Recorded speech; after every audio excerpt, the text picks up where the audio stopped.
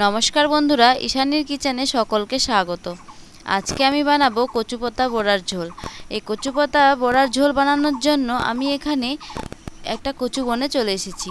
এই কচু বন থেকে আমি কচু পাতাগুলোকে তুলে নেব। এখানে আমি কচি কচি দেখে কচু পাতাগুলোকে তুলে নিচ্ছি।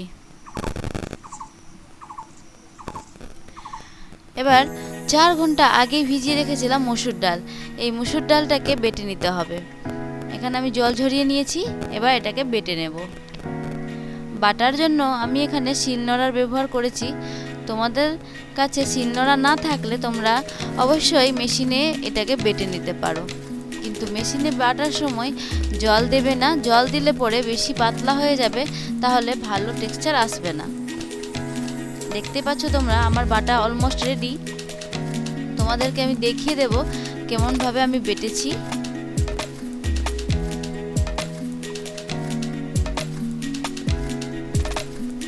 দেখো বন্ধুরা, এইরকমই থাকবে বাটাটা। এবার সবগুলোকে বাটিতে তুলে নেব। এবার আমি মশলা করে নেব। মশলার মধ্যে রসুন, জিরে, আদা আর কাঁচা লঙ্কা এই সবগুলোকে পেস্ট করে নিতে হবে। জিরেটাকে প্রথমেই বাটবো, কেন কি জিরে বাটতে শিলনোড়ায় একটু অসুবিধে হয়, তাই জিরেটাকে প্রথমে বাটলে খুব তাড়াতাড়ি পেস্ট হয়ে যায়। এবার এর মধ্যে দিয়ে দেব রসুন। রসুনটাকেও ভালো করে বেটে নেব। তারপরে দিয়ে দিচ্ছি আদা, তারপরে দেব কাঁচা লঙ্কা। সবগুলোকে ভালো করে পেস্ট করে নেব।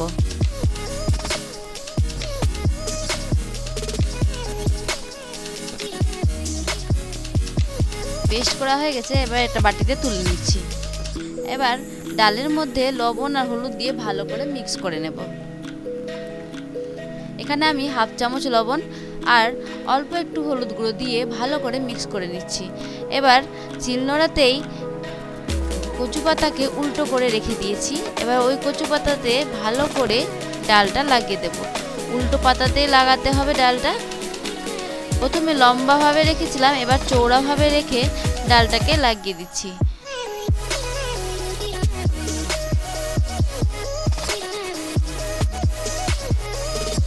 তারপরে আবার লম্বাভাবে রেখে ডালটাকে লাগিয়ে দেব। এভাবে আমি 6-7টা পাতা লাগিয়ে দেব।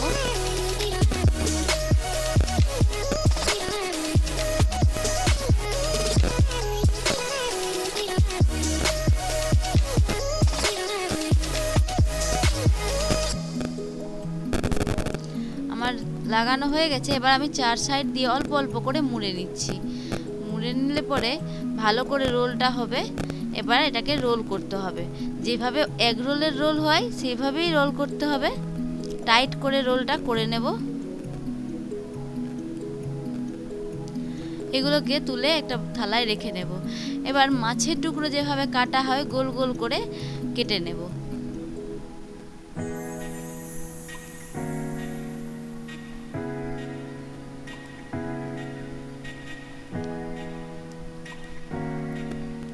সবগুলো কাটা হয়ে গেছে।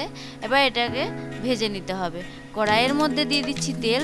কড়াইটা ভালো করে গরম করে নিয়েছিলাম। এবার তেলটাও গরম করে নিয়েছি। এবার দিয়ে দিচ্ছি বড়াগুলো। এবার ঢাকা দিয়ে সেদ্ধ হতে দেব। এখানে আমি মিডিয়াম ফ্লেমে দিচ্ছি। হাই ফ্লেমে দিলে বড়াগুলো পুড়ে যাবে, তাহলে স্বাদ ভালো লাগবে না। আমার এক পিঠ ভাজা হয়ে গেছে। এবার এটাকে উল্টে দেব। সবগুলোকে এভাবেই উল্টে পাল্টে দিয়ে ভেজে নিতে হবে।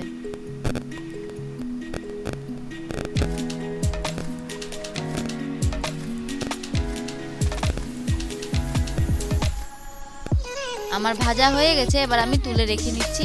এবার তেলের মধ্যে দিয়ে দিচ্ছি জিরে ফোড়ন, আর দিয়ে দেবো পেঁয়াজ, কাঁচা লঙ্কা আর টমেটো। এবার দিয়ে দিচ্ছি হলুদ গুঁড়ো আর লবণ দিয়ে ভালো করে ভেজে নিতে হবে। আর দিয়ে দেবো মশলা। আমার মশলা ভাজা হয়ে গেছে। এবার এর মধ্যে দিয়ে দিচ্ছি জল। এখানে আমি হালকা গরম জল ব্যবহার করেছি। হালকা গরম জল ব্যবহার করলে তরকারির স্বাদটা খুবই সুন্দর হয়। জলটা ফুটে উঠেছে। এবার এর মধ্যে দিয়ে দেব বড়াগুলো।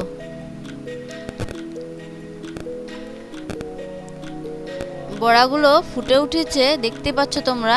এবার এটা অল্প অল্প সেদ্ধ হয়ে গেছে। এই মধ্যে দিয়ে দিচ্ছি এবার দই দই দিলে পরে রান্নার টেস্টটা খুবই ভালো হয়। তোমরা অবশ্যই দই দিয়েই রান্না করো। আর দই যদি না থাকে তাহলে আমের সিজন থাকলে আম দিয়েও এই রান্নাটি করতে পারো। অল্প টক টক হলে খেতে খুবই ভালো লাগে।